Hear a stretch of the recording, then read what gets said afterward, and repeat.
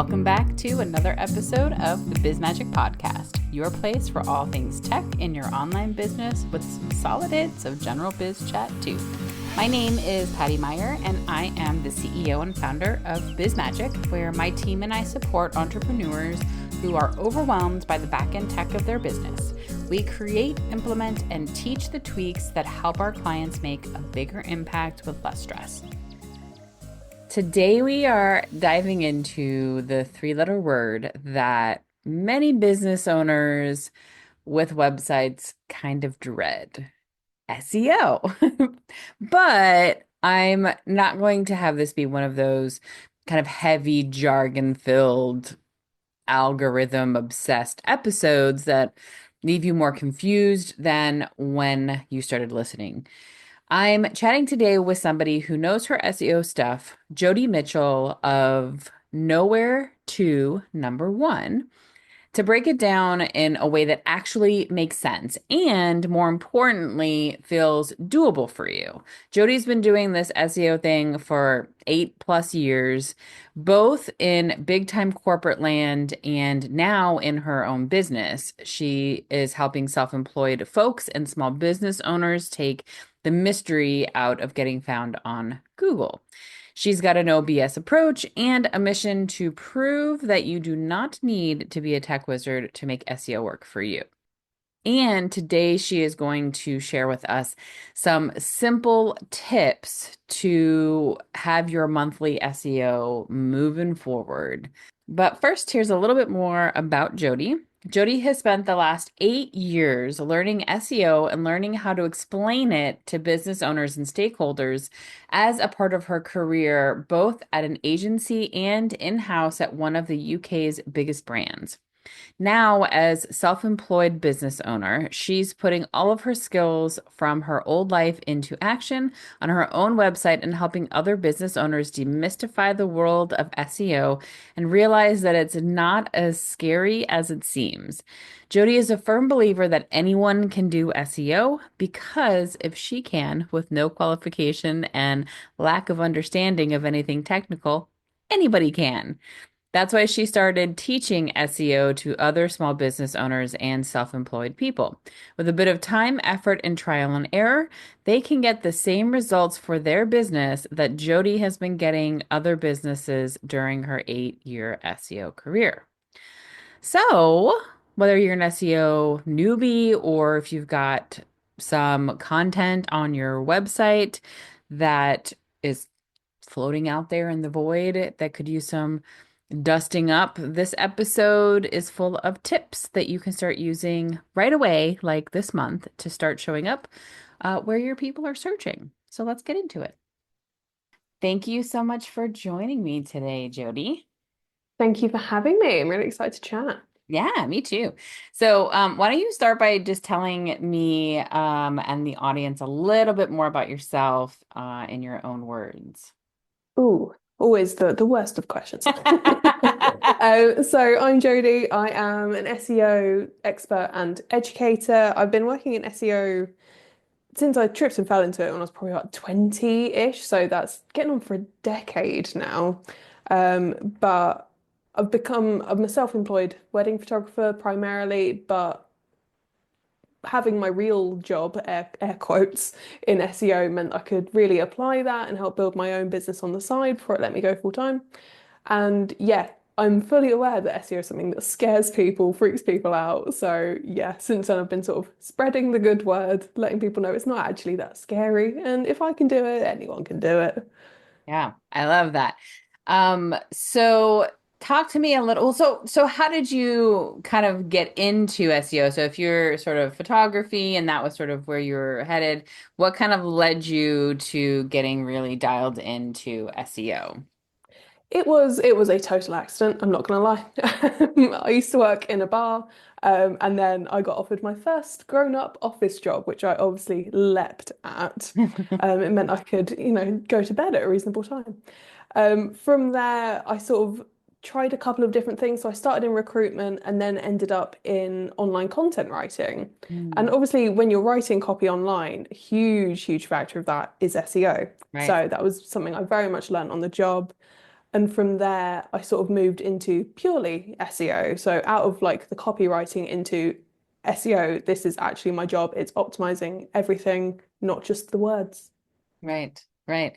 And so for anybody who might not yet know what SEO is, you kind of explain what search engine optimization actually is and what it means, really. So yeah, as you say, it's search engine optimization, which for like people like my grandparents, I tend to just say it's Google stuff. So it is the algorithms that sort of decide where you're going to be ranking in Google because everyone knows you don't go to page two. No one goes past page one. So obviously we want to be higher. And yeah, there's a set of algorithms and practices that sort of control that and, let you compete for those positions. So that's what an SEOer does. And so where where do people start when they want SEO? And like, can you maybe let's start with going a little bit further now, right? So now we're not talking to your grandparents, we're talking to business owners that are like, okay, cool, I get it. So what should I be paying attention to on my website if I'm trying to do this myself? What does SEO entail in that case specifically?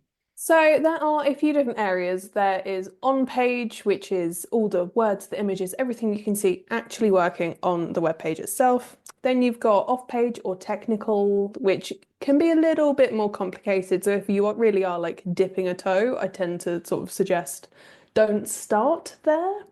And Hmm. then you've also got local SEO, which, if you know about it or not, you've seen it happening, whether you're just like searching up like local Starbucks address or like supermarket opening hours, all of that information that you see coming up, that is local SEO. Anytime you searched near me, that is local SEO. Um, so tend to suggest if you're a newbie, you just want to give it a go, start with on page. It's the most controllable. It's the stuff that you've got the most sort of access to and control over because, yeah, it's the copy on the page, it's the images you're putting up there. It's just being very sort of intentional and mindful about the content that you're actually putting online to make sure that you are speaking to the right people, you are appealing to what they need, and basically just being useful and informative and helpful. Yeah, exactly. And I think a lot of people, when they hear SEO, they tend to really only think about, meta descriptions and things like that, which a lot of people don't fully understand. And not everybody understands that literally the copy that you're writing and putting on your website is a part of SEO, and that if you Mm, have keywords that are speaking specifically to your people, that counts as SEO. And so when you start to break it down like that, I think it starts to feel a little bit less overwhelming, right? Because you're like not trying to, like you said, do the tech and break some like world into some world. You're like, oh, I just have to make sure I'm writing content that people understand and right that they, in their words, that they're going to be typing into Google ideally. yeah, 100%. It is so much simpler than people think it is Hmm. because it's people that don't understand marketing necessarily that are doing the searches in the first place. They're not going to be typing in the world's most complicated Right. keywords. They just want to know what they want to know. Right, exactly. And that's one of the things that I always work on with my clients is when we're working on creating copy for sales pages or just your general website is really going that route of saying, stop and think about what it is they're saying, right? We want their words, not your words, in the way that you're going to define your product or your service, because they're not necessarily speaking the same language as you, especially if it's something specialized in like medicine or something along those lines. They're Hmm. not going to use the exact same terminology. So you need to, and I don't mean dumb it down, but in that way of like you're thinking about what is it that they're using when they speak. And that's what you really want to capture, right? 100%. There is a huge discrepancy in like, again, if it's like a specialist thing, like I even find it in the wedding industry. Right. Like to give like a wedding related example, we have this huge divide between where micro weddings were basically invented out of COVID. People still use that term for just smaller weddings, but photographers and wedding industry people, they all call them intimate weddings or other nice fluffy language like Mm, that, but no one knows what that means. They think micro weddings are like micro, small weddings. That's what I want. And right. like people won't like cross that divide. They're like, no, it's a COVID wedding. Like, no, no, no. It's what Yeah, the people want. That's what the people right. are searching. Yeah, yeah. For a while, I was doing things because I do a lot of tech support, right? And tech stack work and stuff. But a lot of business owners that aren't in online communities and things like that aren't going, my tech stack is not working properly. They're going, what the hell is happening? This isn't working. Like I'm losing customers or I don't understand how to make this flow into that. Like, and so it's that sort of stopping and saying, I can't really say, I can say it once, but I need to say, what is tech stack? And I need to Mm, be talking about it in a term that somebody else understands. yeah, 100%. It is very literally sort of serving up what they need, what they want. Yeah. Yeah. So what are the other things on page that people should be considering when they're starting? So outside of keywords and speaking sort of the language of their audience, what are the other things that we need to be thinking about? So you've already touched on one. My I every time I optimize a page, I do it in exactly the same order because it has been ingrained into me. But I always start with a page title and a meta description, and those are the two that you see on Google. So you got your page title, the blue shorter one, and then your meta description, which is the grey longer one underneath. They are your shop window. Nobody has seen your website by this point. You're in competition with like 10 other websites Right. at this stage. So it is so, so important to make sure you're hitting them right. Your page title is a lot more keyword focused. I will say that. So the Hmm. keywords that you put into that 60 character sentence, you don't have much room. That will have a direct impact on how well you rank. Your description sat underneath, that is traditional proper marketing. You want to lure people in, you want to tell people like you have the answer they're looking for. It's proper like here, come click here, make it really like markety, sexy, really get people to want to click. And they work together as like the perfect team to actually get people to click through onto your website. Yeah, I love that. And I think that's important to say because sometimes I've seen people who when their meta description will just list keywords and it's like, well, you actually want something that's a coherent sentence, Mm, couple of yeah. sentences versus just listing your keywords because like you said, this is the point where you're being a little more salesy and you're kind of saying, "Here, come, I have everything it is that you need and here's Mm. how in a very short period of time I'm telling you what that looks like." Yeah, that is the real challenge, is getting that into like 150 characters. Right. But Yeah. it can be done. And I've seen so Hmm. many really good ones that have been like, yeah, no, I'm clicking on that. That's Yeah. real good. Yeah. Yeah. And I think people don't realize too that it is small, that yeah, that the title is 60 characters and that there is that. So that's important. And so what happens if somebody goes over these limits, right? So if Oh, somebody you does. get the dreaded ellipsis at the end. No one wants the dot dot dot because your click-through rate for some reason will just like dive off a cliff. Hmm. People hate seeing the dot dot dot, and I don't know why. Probably because we have short attention spans and we're like, I don't, I'm moving on." I guess I'll never know what the end of that sentence is. I'm moving on with my life. Right. Yeah. Yeah. That's so funny. So yeah, you got to stick within it. Otherwise, the people, they'll leave, they'll move on.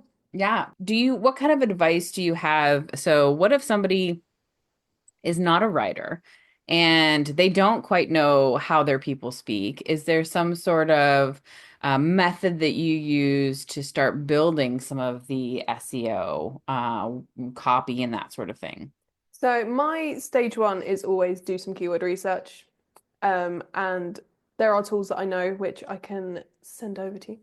Um, my favorite one is the Google Keyword Planner. It comes directly from the source. I will always trust Google tools about SEO Yeah. over any third party because, it's them. They Yeah. do the stuff. So I always start there and just see. People tend to think there's a lot more science to keyword research than there necessarily is. It's very much sort of try one thing, see what it gives you back, and just have a play around. Put some keywords in, see if they are searched, see what else it comes up with.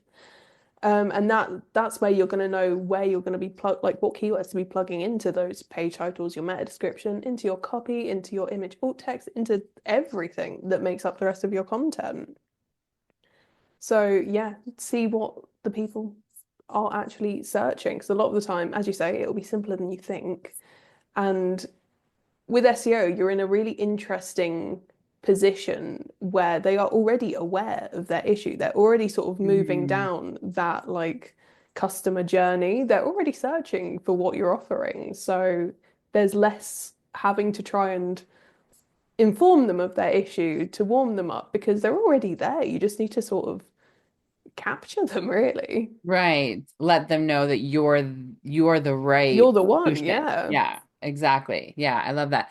So so one of the things that you talk about is sort of some monthly SEO tips that you share. So what should people be doing monthly to maintain, right? Because sometimes we also think, okay, once we do SEO one time when we first set up our website, we're good to go, right? But that's not necessarily true. So, what are the best practices when it comes to keeping SEO functioning and keeping you moving up kind of the ladder, so to speak? So, again, this has been ingrained into me for nearly a decade at this point, is to check your analytics at least once a month.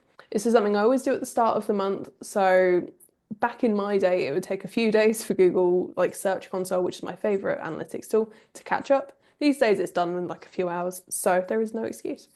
So Mm-hmm. at the start of every month, just have a poke through in your Google Search Console. I tend to find it a lot easier to find organic data than analytics.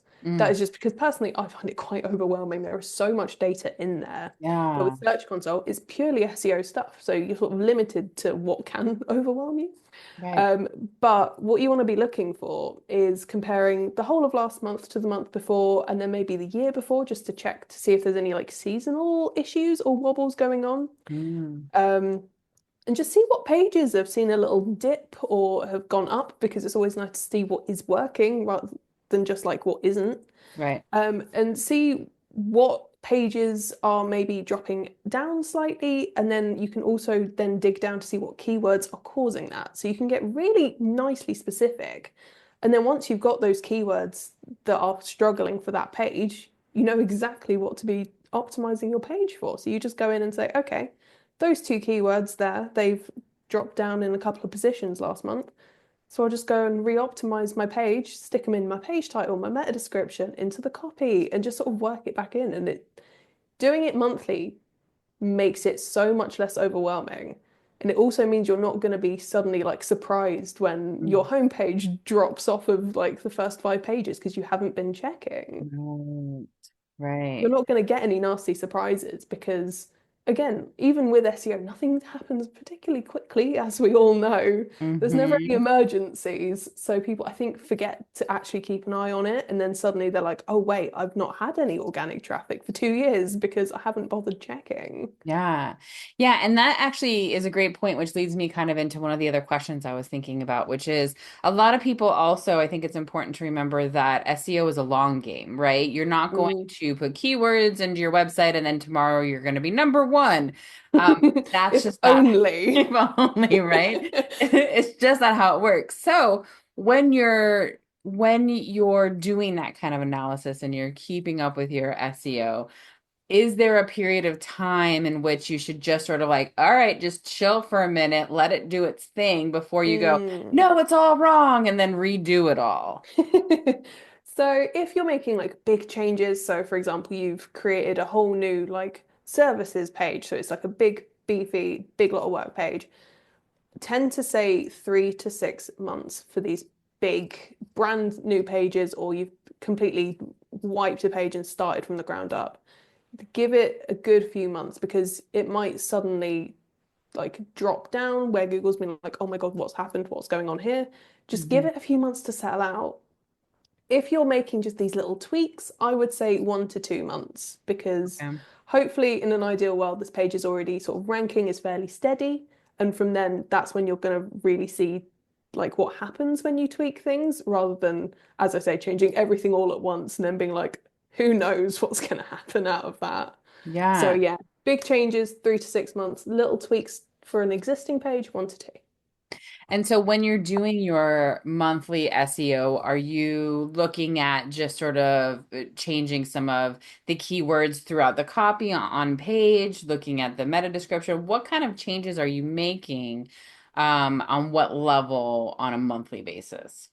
So on a monthly basis, if it's one of those pages that I've seen's had a bit of a wobble, write down those keywords that are causing the issues, and then I'll go through and check in my page title, my meta description, again throughout the copy, just dotted in a like a nice natural way. So as a general rule of thumb, if you read it out loud and you sound like a weird robot, you've gone too far.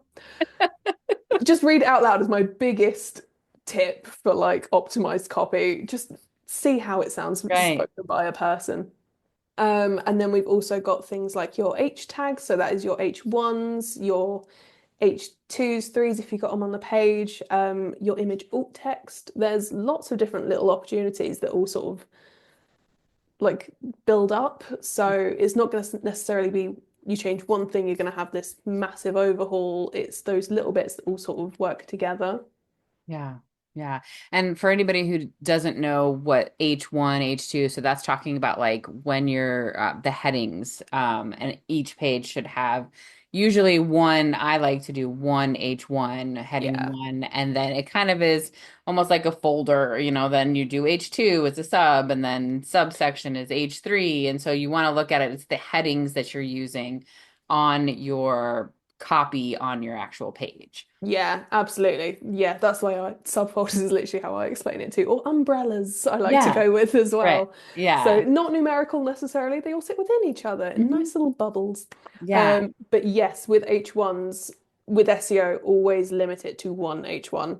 Otherwise, Google's basically gonna be like, well, what's this page about? Right. Yeah. Yeah. One It's, per page. yeah, essentially Yeah. a newspaper headline. And if you've got two, then Google's gonna be like, well, I don't know. If you don't know, I don't know. Why will I know? Yeah, yeah. So I've heard a lot about over time, and this is something that I do regularly with the podcast, with blog posts. So having new content on your website, is that still a thing that's really good for your SEO? I always understood it as if you have blog posts once a month or regularly, it's telling Google that, hey, this website is still active, things are happening Yeah. in it. Is that still the case and a good practice? Yeah, absolutely. As you say, like blogging is a good way to tell Google because otherwise, like no one wants to have to update their like main pages like every couple of months because they don't really change that Yeah. much. Yeah. So yeah, blogging is a fantastic way to keep it sort of updated regularly, but it doesn't necessarily, when I say regularly, it doesn't mean like you need one a week, you need one a month. It's Right. just whatever is regular for you that you can keep on top of. It's 100% consistency over quantity. It's whatever is doable for you, whether that is one a quarter, but make sure you are absolutely nailing that one a quarter blog post rather than like 100 less than ideal, Right. Yeah. potentially low quality blog posts. Yeah. Because then you're just sending Google the wrong signals, and we don't want that. Right. Yeah, we want the right signals, the right people. So, what kind of tools do you use to help you with SEO? Do you use any tools, or is it just your lovely brain? So part of it is my lovely brain. It's all in there these days. But yeah, there are loads of tools that I do still use. So I also only use free tools, mainly I as a love it. testament that like anyone can do this. Yeah. Like sure there's like paid versions that do more and bigger and more availability, but for business like small businesses, it's fine. So all the Google tools, I use all of the Google tools. So as I've mentioned, we've got Keyword Planner, we've got Search Console, we've got Analytics, just for all that information because we love information. Hmm. There's also Google PageSpeed Test Insights, which is a really good page speed test because really, really important these days because people and their shockingly short attention Hmm. spans. You've got 3 seconds, otherwise they're gone. If your page is Right. not loaded within that time, it's game over. I've also got a few others like Ahrefs Backlink Checker, I always love. They've also got a really nice plugin for like Google Chrome extension that just shows you everything. So it will show you all of your like page title, meta description, headings, all of that in one place, just so you can have a quick overview, which I think is fantastic. Um, yeah, I've got many, but again, they're all free. I I'm love not that. paying. I love that. What, so is there anything that people do right now that they're putting work into on their website that is not helping their SEO? Like they think, like, do you hear maybe either myths about SEO or anything that you people come to and they're like, "Oh, I'm doing all these things." And you're like, "What? That doesn't actually do anything." Have you had any of that experience? I've had a few, but it was one of those things I didn't think people still did it. So I spoke at a conference and I jokingly said something like, and just make sure you're not putting like a load of white text on a white background, but like they did in like 2001, because Right. I thought no one still did Right. that. Yeah. And I saw this poor girl like shuffle awkwardly down in her seat. I found her afterwards. I was like, please tell me. No. She was like, I'm so sorry. She was Mm. like, please don't go on my website and just like start highlighting the background So you because can like see the it's all text. just wedding photographer all over the place. So please do That's not do interesting. that. Do not Yeah. hide text, please. Yeah. Very Yes. 2001. Yeah. So that's a great point, right? That's not something yeah, I didn't even think about that. That is a thing that was a thing at some point. Yeah. Yeah. Yeah. So you want to make sure all your copy is visible and like, you're not trying to trick something. You're actually being skillful and intentional and in your SEO. Whereas Yeah. that's sort of a trickery, right? Is like, well, if I just put Yeah. white, then I could just put a bunch of keywords and it'll work. But that's not actually how that works. Google is way too intelligent for that these days. It does not appreciate trickery. It had an update probably about 10 years ago now, to be fair. That was we want informative, helpful, useful Right. content that's actually serving people and not machines. Which before that, everyone was just like, yeah, for the Google bots, we love the Google bots. But no, it's all about the actual customer these days, which is Yeah. lovely. Fancy that. I Crazy. know, who'd have thought? So looking at sort of these, looking at analytics in the Search Console once a month, making some tweaks, how much time would you recommend people kind of schedule? Because I think that for people who, especially small business owners, entrepreneurs who are overwhelmed, there's so much already happening, especially if you're doing it all on your own. Mm, And sometimes it's easiest to schedule time, right? Into your calendar that says this is my CEO time or this is my admin time, right? So similarly, I would say schedule in time to do your SEO once a month. And so if somebody is doing that, how much time should they schedule in? So I personally do this. I have 1 hour every Tuesday morning, and that is my SEO time. Because yeah, where I teach a lot of SEO, I don't necessarily get that much time to do my own anymore. Right? So I had to make an active effort to put that in. So I do 1 hour a week. And I get that that is probably because I am naturally a little bit faster after doing it every day for nearly 10 years. Right. But yes, just start there. And if you need a little bit more time, then you can take a little bit more time. But the first week of the month, my 1 hour is checking my analytics, noting down those keywords, making those tweaks. That is week one of the month. That 1 hour on that Tuesday goes to my analytics. And then the other three, maybe 4 weeks, hours of the month, they go to writing a new blog post because despite being a content writer, I'm still not the most efficient writer of them all. So it does still take me a little bit of time. So Hmm. every week I'm like, okay, so 1 hour goes towards writing out the structure and planning out the blog post. I always start by marking out my H1s, my H2s, just so I can follow a structure. Yeah. Then the next week is the copy, and then the week after is the images. And it still makes sure that I get out one blog post a month, Yeah. but I'm just doing it in a very sort of broken down but intentional way. So it makes it seem a whole lot less overwhelming than sitting staring at a blank WordPress page. Yes. Yeah, absolutely. I always start with outlines too when I do blog writing because it feels less overwhelming for me. Otherwise, I don't do it. I will not Yeah. do it. If I'm just Yeah, like, I'm gonna write a absolutely. blog post, and I'm like, ugh, it just How do doesn't you just happen. write a blog post? No, Yeah. no, no, not that easy. It's not. It doesn't happen. So I love that. And I love that clarification because at first when you said 4 hours, I could just hear people be like, 4 hours. But I love that you're like, but the majority of it is creating new content, right? So if you're doing Yeah. blogs every other month or you're doing shorter blogs, that's okay too, right? It might not take as long, but best practice is having new content going out somewhat regularly. So that's great. Yeah, absolutely. And you don't need to do it all in one sitting because I don't. So yeah, Right. break it down. 1 hour a week is all I take. Yeah. And like it still works. Yeah, and it's doable. An hour a week is doable. Yeah, you just actually have to put it in your Right. calendar. Yes. And Otherwise, then that's do not it happening. and not Yeah. push it out and be like, well, this is because I used to do that too when I would have like my CEO time is I'd be like, well, it's just my CEO time. No, it's my CEO time. Yeah. My You've got to time that keep that I space. have to do that. Yeah, you have to hold that. And if you do that, you're improving long term so much more. Plus, you're creating new habits and all of that, which is always a great thing. Yeah, and as I say, like you will get faster at it the more you do it. Like Yeah. especially with the analytics checking, like that used to take me so long because I don't know what I'm looking at. I don't know why I'm looking for it.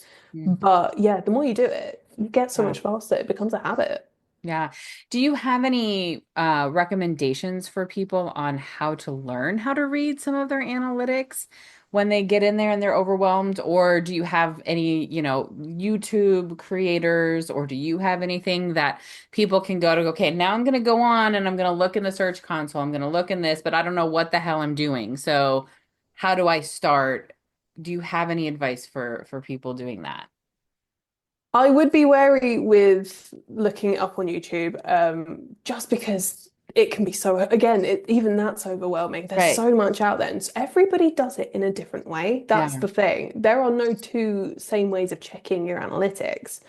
So for me, it's just a habit of knowing sort of roughly what I want to find and then just finding my way there. But I do have an analytics masterclass. It goes through Google Analytics and Google Search Console. But with Google Analytics, it's specifically what you can ignore and what is actually useful. Oh, I love that. Yeah, because there's so much in there that you just don't need, and it Yeah. scares people. Yeah. And that again does take you through my monthly step by step how I do it and how I check. But I also did this in an Instagram reel a little while ago as well when I Mm. found that my own homepage had fallen off of page one for certain keywords. So it happens to the best of us. You just got to go in and check and fix it, basically. Yeah. So yeah, I can send you all of the links to those. I love it. Are there any other tips that you have that we haven't touched on yet? I don't have any other specific tips other than please just give it a go. Yeah. Chances are you will never make it worse. Mm. So just do it. Yeah, Like I love that. You can't, and that's a good point, right? Unless you're deleting all of your content, you can't make it worse. yeah, unless you just delete your entire website by Right. accident, it's gonna be really hard to make it worse. Right. So just Yeah. have a play around. Don't be scared of your website. Yeah. This is a huge thing. I find people are scared to make changes on their own website, and that bothers me. I don't like that. Yeah. Is you have ultimate control over your website, and it's like the only thing outside of like your email list Yeah. that you do have. Yeah. Yeah. So since I'm really into tech here, is there any tool that you use, whether it's SEO or just tech in your business, that's your favorite to use? Ooh. I am, for an SEO, highly untechnical. I am not the most technical of people. So it's anything that makes things really like simple and easy for me to use, essentially. So I am a MailerLite girly. I find it so easy to use, especially like half of my website is like embedded MailerLite Okay. stuff. So Yeah. I'll just embed it straight on my website. I find that so much easier because Yeah, I need it to be very Yeah. easy. Yeah. That's great. But I also I'm a Show It girl. So my Yeah. website platform is built on Show It because it is just so ultra customizable and I Yeah. It's absolutely love beautiful. that. Yeah. You can do Yeah, you can, so much with design on Show It. yeah. And it can be, again, a little bit overwhelming at first, but if like Yeah. you can handle Canva, you can handle Show It, is how I tend to sell it to people. Yeah, It's just totally. drag and drop shapes and colors, Yeah. essentially. The most annoying bit for me with Show It is the mobile responsiveness that you kind of have to do things second time in a lot of I cases. forget so many Yeah, times. Like, this is stunning. This desktop web, this I is know. And then you're like, beautiful. oh, Oh God, what have I done? right? Yeah, exactly. Exactly. So, but outside of that, like the sites that you can create and Show It are just gorgeous, really. Mm. Yeah, I love that. Yeah, especially like in the photography Yeah. community, they just so many beautiful things. Which I think is kind of how it started in a lot of ways, right? When Yeah, I think it was photographers. built for photographers Yeah. initially. Yeah, I love it. So if somebody wants to work with you and find you, how do they do that? So you can probably find me on Google, ideally. But you can also find me on Instagram at nowhere to number one. And yeah, I'll always be happy to have a chat in the DMs about what I can help you with or what you need or what you're struggling with. Just like come and let me know like what you're confused about. I might just be able to just give you a point in the right direction. Yeah, I love it. Thank you so much for chatting with me about all this. My absolute pleasure. It's lovely to chat. Thank you for listening to another episode of the Biz Magic Podcast. Like most small businesses and podcasts, we rely heavily on word of mouth. So if you like what you heard today or in any episode, please share with your friends and colleagues and rate, subscribe, and comment on your favorite podcast platform. Till next time, cheers to your magical biz success.